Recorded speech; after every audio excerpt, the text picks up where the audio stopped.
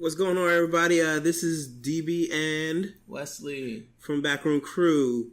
We just want to do a quick little, trailer analysis. It's a teaser, so it's not really analysis. I mean, we're probably going to talk longer than what the trailer actually is, so.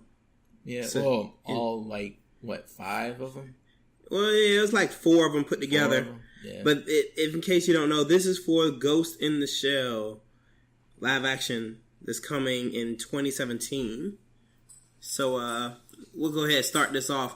The first mini trailer or whatever, you see the chief, I believe. This is the guy that's playing the chief. And he's disarming his weapon into somebody or something. And then he's just taking all of the shells in his revolver and emptying it out. Because he's boss. I mean, yeah, he is. Oh, what? He's pretty boss. I mean, but I remember Andre telling me that he didn't do that. Well, I know he didn't do it in the show, but he said that he did kind of get his hands dirty in the movies. Like he did actually, go out into the field. Yeah, the series as a whole really didn't show too much light into his his combative stuff. Yeah, and the Ghost in the Shell standalone complex and the second gig or whatnot. Yeah, but I mean, hey, it's whatever. I don't tend to relate the animes and stuff to the live actions too much, or even the source material to whatever other projects come out with, because they're going to be different. They're going to show different sides of different characters. True. But it's just how you do it, and I don't know. It's a teaser. Again, I can't really say too much for it, but I don't know. For that particular one, it looks like there's going to be a lot of grit with that character. Yeah, just a lot of just waking up, scratching the beard, questioning the hairstyle. I mean, from waking up from waking up and then just like saying, "Hey, I guess today I'm gonna unload 6 shots straight into a person, point blank range." Well, this is Ghost in the Shell, so it's not gonna be like a person. It's gonna be more than likely a robot, but someone cybernetics, yeah. Yeah. But that one didn't really tell that much for the story wise or whatever like that. Except we know that the chief is probably going to get his hands dirty and actually come out into the field. Yeah. So yeah. That's going to be something to look forward to. Exactly. All right. So next one, we've got Scarlett Jo herself, or the captain, actually walking down a hallway with her weapon drawn, and she goes into a room full of monks, look like they're monks, and they're saying, "This is not the end, I believe," or "This is only the beginning." And it's a bunch of wires coming from the ceiling and everything. It's the collective mind thing. It's oh, really? Yeah, it's like... I don't think I've... was that in the movies? Was it in the movies? Because I don't remember that in the shows. It might... Yeah, I think it was in the movies. But it was just like a hub where they were starting to share bits of information. It was weird. Mm-hmm. I don't know exactly where they're going to be going with this series, for the direction, because they had a thing with a virus that got around too. Yeah, I remember. That was one of the main parts. But I don't know. It's kind of difficult to tell here. I know that that's what they're doing. It's just like a collective, almost like a LAN party, but with weird secrets that you need an officer to break up with or something. But yeah, and I like the tone of it that it's kind of setting or whatever. It seems to fit the tone of what what it is, what Ghost in the Shell is, because it's that serious tone. It's not light. It's kind of dark or whatnot like that. You don't really truly know what's going on, and it's also kind of... What are you talking about? They're just sitting around playing Call of Duty. Shut up. You're just going to hear somebody scream out, "Sweet no scope, bro." Just in the corner. But I mean, I don't know. I kind of like this scene for what it's worth because it's I believe it's gonna set up for something. Oh, of course. Yeah. But they've been more methodical about the about how they go about the relationship between humans and machines and all that other stuff, and you know how a fully synthetic person, you know, reacts to certain things. This whole series is just like... Well, we'll get into that in one of the other scenes or whatnot. But with this next one, this one is probably like the strangest one. Now, you see what appears to be, I believe, either a woman, but it's more likely it's a geisha, walking down a hallway that looks very Matrixy.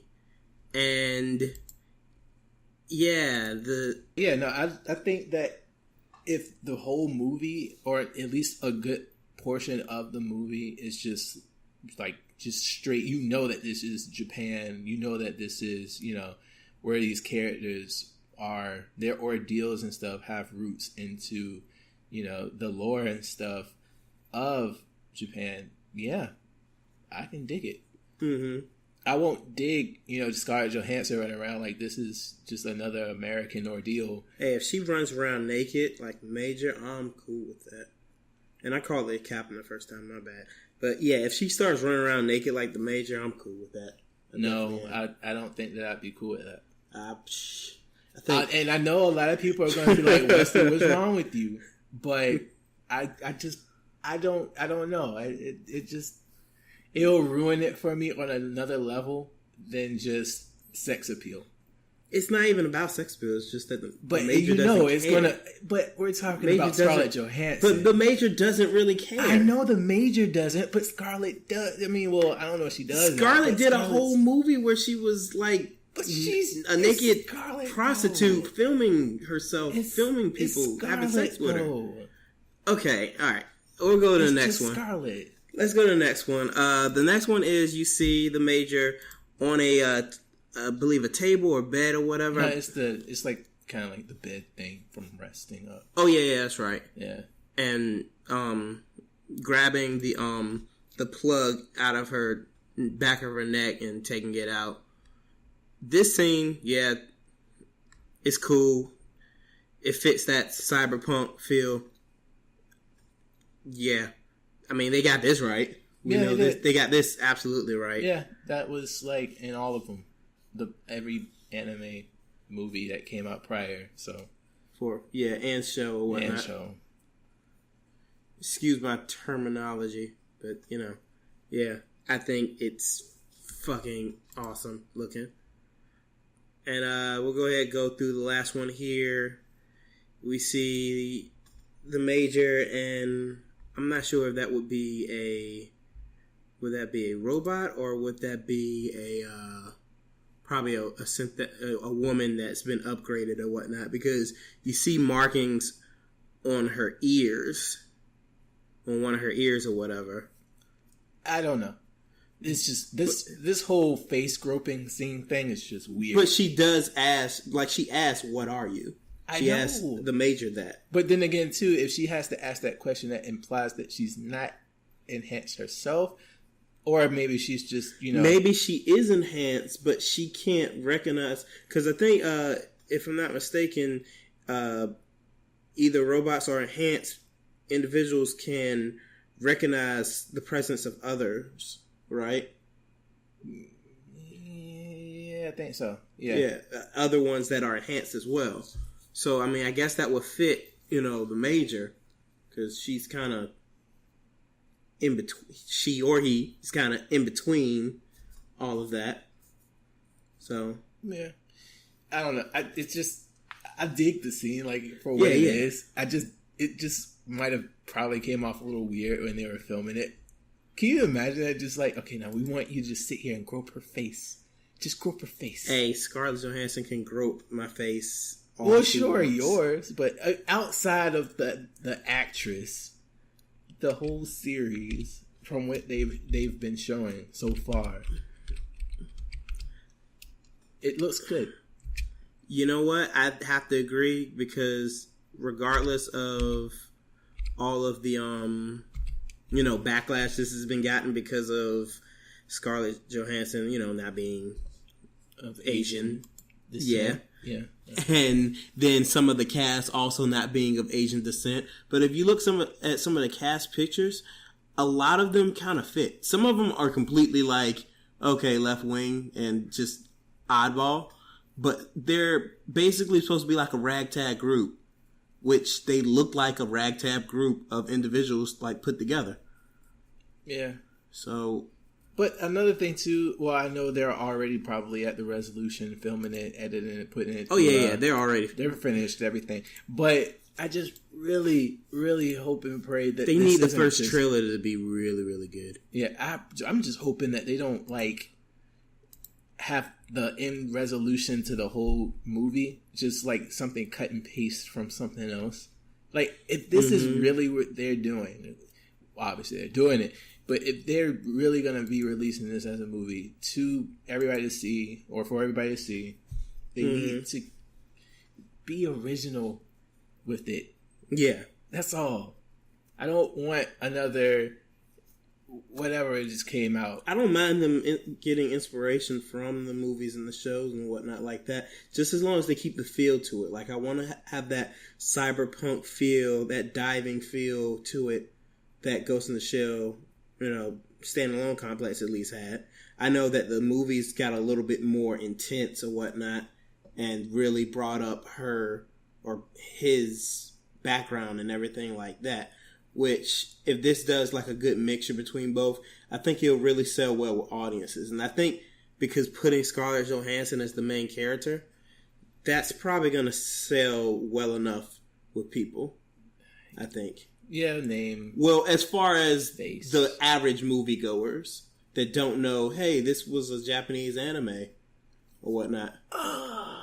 Yeah, Those guys. Hey, the thing is, if this does well, then by the time Battle Angel Alita comes out, that'll be a good one.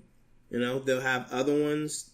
When the Death Note series come out, they already saying that is probably like one of the darkest renditions that director's ever done. So, well, that could. I mean, who's the director though? Because if it's the darkest they've done, they had to have done some dark stuff beforehand, or at least I would hope so. Because if they just shot Teletubbies and then just said that this is the darkest thing ever, that they've done, like Jesus, he's done some other stuff. What are you gonna be doing? Oh no, that cup fell and broke. That's the darkest thing he's ever shot. He's done some dark stuff before. So, yeah, Oh, man. But, yeah, I'm looking excited for it. I'm waiting for it to come out. I think it's going to be pretty good. Yeah, I think so, too. Just, man, the theaters... I don't know if they're going to be packed out, as much as everybody would want them to be. I guess it all depends on when the full trailer comes out, because this is just eye candy for the people who already know what Ghost in the Shell is. Uh-huh. But when the trailer comes out and everybody else that don't know about Ghost in the Shell be like, oh man, this is sweet, I'm going to take the wife and kids to see this one. And, I mean, yeah, it's just going to probably go off, like you said, with the scarlet face thing. Yeah. I don't even know what to call that. Just brand recognition. Yeah. All right, then. This has been DB and West from Backroom Crew with our analysis of the first Ghost in the Shell teaser trailer. So, hopefully, when they bring the actual trailer out, we can do that too. So, let us know what you guys think about it. Did you like it? Did you think it didn't show enough? Do you think that it's already showing too much, or is it showing just enough to let you feel like, hey, this actually may be worth something? Leave us a comment, let us know, and we will see you guys next time. Remember, social class, act like you've been sober before. Peace. Later.